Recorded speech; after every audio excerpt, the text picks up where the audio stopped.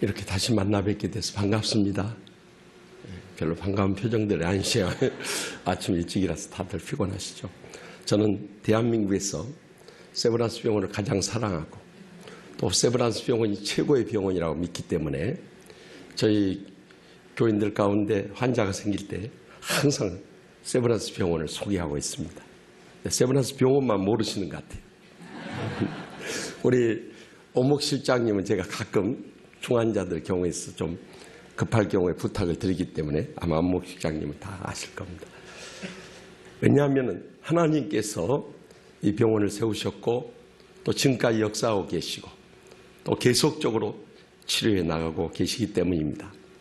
사실 우리가 여러 부류의 환자들을 섬기고 돌본다는 게 쉬운 일이 아니에요. 저도 교회에서 이 각가지 사람들을 대하고 접한다는 게 쉬운 일이 아니에요. 특별히 목회를 하다 보면 인간관계가 그렇게 힘들어요. 아마 여러분들도 실제 치료하는 것 이상으로 환자를 대하는 것이 참 힘들고 어려울 것입니다. 특별히 저희 치료하는 교회는 옛날에 화곡동 교회였습니다. 얼마나 싸우던 교회였던지 지금 생각해도 나는 화곡동 하면 화가 나고 곡을 하는 동네 이런 부정적인 이미지가 있어요. 그래도 그것을 20년째 지금 지키고 있습니다. 그러던 가운데 우리 교회가 그 싸움을 다 이겨내고 정같이 행복한 교회를 회복한 다음에 교회 이름을 힐링 처치, 치유하는 교회로 바꿨습니다. 세브란스 병원이나 우리 치유하는 교회는 형제나 자매나 다름이 없습니다. 우리는 영혼을 치유하지만 여러분들은 육신을 치료하지 않습니까? 그런데 이렇게 치유해 가는 과정에서 하나님의 사랑이 저 중심을 강권하셨을 뿐만 아니라 제가 붙잡았던 귀한 말씀이 있었습니다. 그것이 바로 오늘 봉독에 계신 로마서 12장 15절 말씀이었습니다. 사실 여기에는 상담 치유학을 전공한 부종한 종으로 이렇게 볼 때 치유의 두 가지 중요한 자원을 소개하고 있습니다.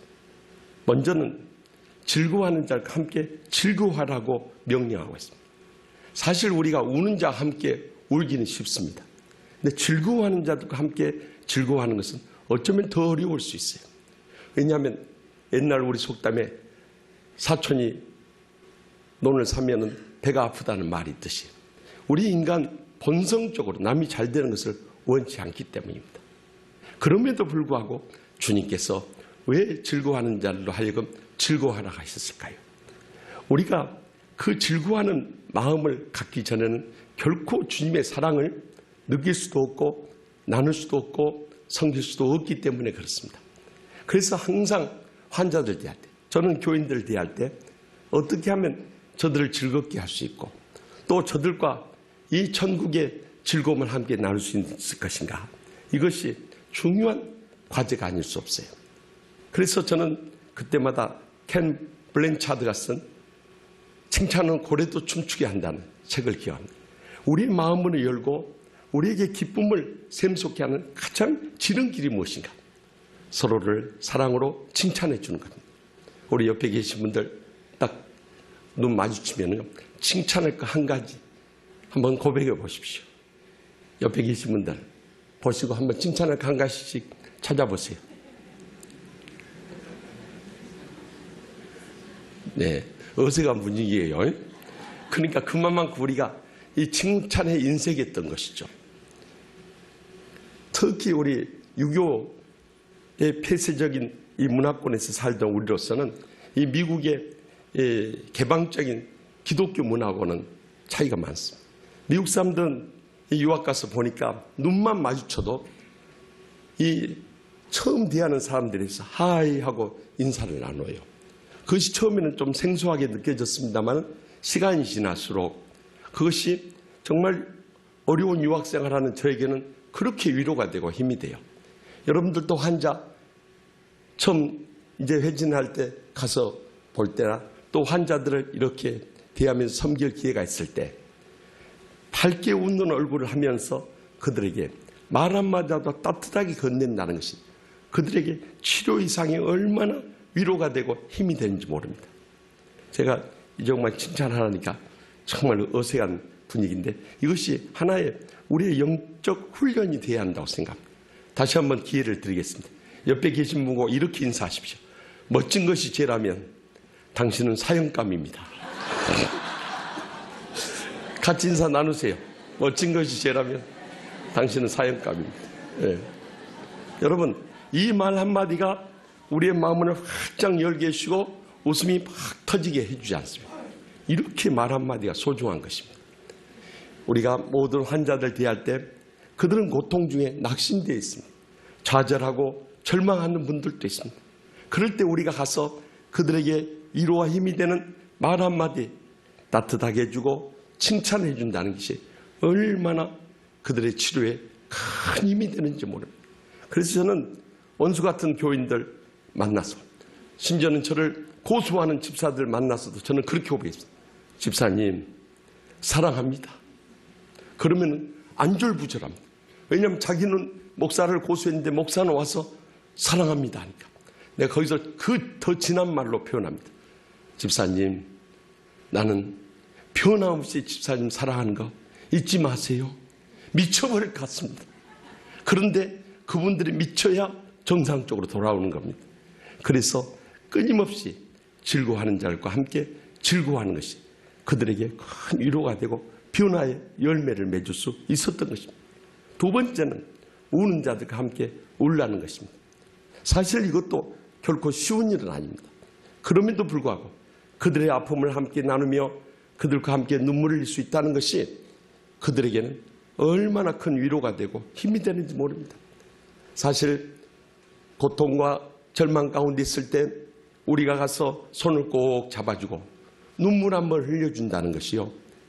그들에게 나를 이해하고 공감하는 사람이 있다는 것이 얼마나 그들에게 새로운 소망이 되고 위로가 되는지 몰라요. 그래서 저는 이 설교하면서 늘 제 목표로 삼은 게 한 번은 웃고 한 번은 울자. 이 목표를 세웠습니다. 그래서 매 예배 시간마다 말씀을 전하면서 같이 웃고 같이 우는데요. 이 웃음을 통해서는 다쳤던 마음을 탁 터뜨려서 열어주고요. 눈물을 통해서는 그 쌓였던 감정을 싹 씻어주는 카타르시스, 이 정화의 효과가 있었던 것입니다. 그것을 20년째 했습니다. 그런데 그런 사이에 많은 교인들이 변화하지 않습니다. 전에는 모이기만 합니다. 당회부터 시작해서 장로님들부터 모범적으로 싸우던 교회가 이제는 장로님들부터 모범적으로 섬기는 교회가 됐습니다. 전에는 고소하고 고발하고 남의 허물 들추고 지옥같이 살던 교회가 이제는 남의 허물도 덮어주고 붙잡아주고 감싸주는 천국 같은 교회를 회복할 수 있게 되었습니다. 여기에 이르기까지 꼭 중요한 사실이 있는데 지금 당장 변화가 없다고 해서 절대 실망하지 마시기 바랍니다. 끝까지 인내하면서 승리해 나갈 때 우리를 통해서 많은 환자들이 웃음과 눈물의 감동 속에 치유되고 회복되는 것을 분명히 경험하게 될 줄 믿습니다. 사실 저도 교수 생활하다가 목회 현장에 와서 정말 낙심되고 좌절될 때도 많았습니다. 왜냐하면 아무리 그들을 위해서 기도하고 사랑으로 섬겨도 변화가 안 일어나는 겁니다.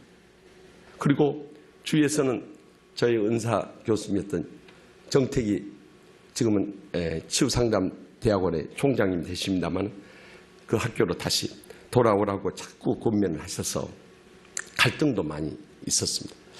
한 3년 정도 목회하다 보니까 너무 스트레스와 상처로 인해서 제가 한번 쓰러졌습니다. 그런데 그런 죽음의 위기도 이렇게 겪고 하다 보니까 어떤 한계에 부딪히게 됐습니다. 그래서 그때부터 제가 기도했던 한 가지 내용이 있었습니다.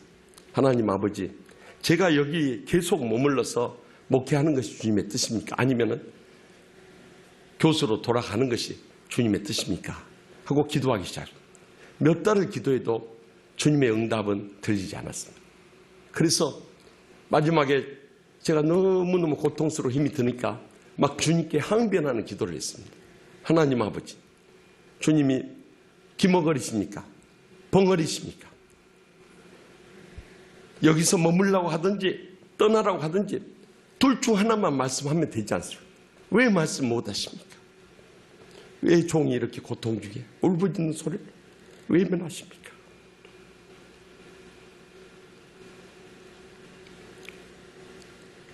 그렇게 또 다시 주님 앞에 메어 달리기를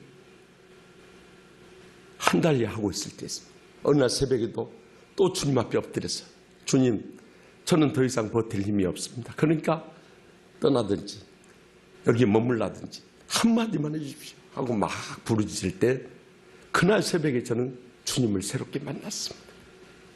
주님께서 저에게 저의 마음에 그렇게 말씀하셨습니다.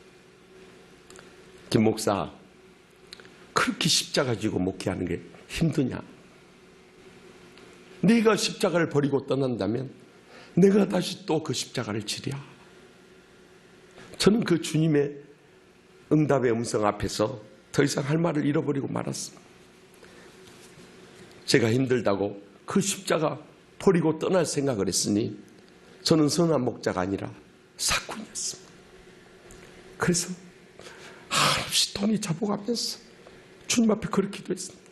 하나님 아버지, 저는 지금까지 선한 목자로 정말 맡겨진 사명 충성을 다한 줄 알았더니 그저 밥이나 빌어먹고 이 자리나 지키는 사꾼 목자였습니다. 지난날에 저의 이 사명 없었던 것을 용서하여 주시옵소서. 그리고 이제 앞으로 제가 죽어서 이 교회를 살릴 수 있다면 저를 순교의 제물로 삼아 주시옵소서. 다시 새롭게 헌신하고 결단하게 되었습니다. 그런데 놀라운 것은 그리고 나서부터 교회가 치유되고 회복되는 것을 목격하고 체험할 수 있었습니다. 사랑하는 의사, 간호사, 또 직원, 또 부장님 여러분, 우리가 환자를 치유한다는 것이 사명 없이는 불가능한 일이에요. 그럼에도 불구하고 주님 십자가를 바라보면서 즐거워하는 자들과 함께 즐거워하고 우는 자들과 함께 울 때 우리를 통해서 그들의 영혼이 살아나고 그들의 육신이 치유받고 그들이 예수님의 사랑에 감격하며 신실한 크리스찬으로 일어설 수 있다면 우리 일생이 결단코 주님 안에서 헛되지 않고 다른 세상의 어떤 의사나 간호사나 또한 행정직원과 비교할 수 없는 의미있고 보람되고 복된 생애를 살아가게 될 줄 믿습니다. 기도하십시다. 감사하신 하나님 아버지, 수많은 사랑 가운데 저희를 택해 주셔서 이 영광스러운 직분 허락하여 주시고 이 사명 감당 계심을 진심으로 감사하옵나이다. 또한 많은 병원들 가운데 하나님께서 친히 세우시고 지금까지 역사하시며 치료해 나가시는 이 세브란스 병원에 근무할 수 있게 하심을 감사하옵나이다.